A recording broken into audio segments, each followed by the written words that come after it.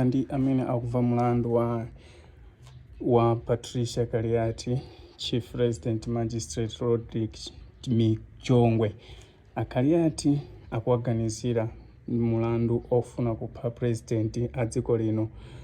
Malinga ndi Michongwe, Akaliati komanso anthu ena awiri, mmodzi mwa iwo ndi Frank Chinedu, omwe anapalamula mlandu pakati pa miyezi ya March ndi Juni chaka chino.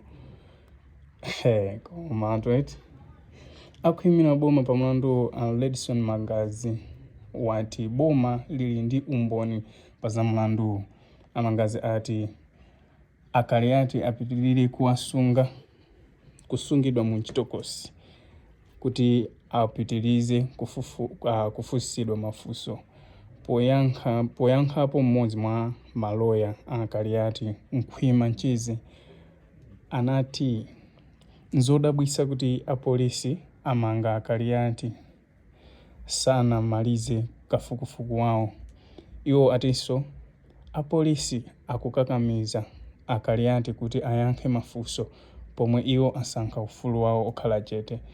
Achizi atinso chimangireni Akaliati mboma lalephera kubweretsa mboni zake poyera pa nkhani. Achizi apempha yemwe akumva mlandu kuti atulutse Akaliati pa belo kamba kuti boma lanena kuti likusungira foni za m'manja za Akaliati. Tipitiriza kukufikitsirani zomwe zizichitika ku khotiwu komanso pa mlandu umenewu. Inuyo mungopanga subscribe channel chathu ndi kutipanga follow pa Facebook komanso pa TikTok pamene timakupasani ma updates osiyanasiyana.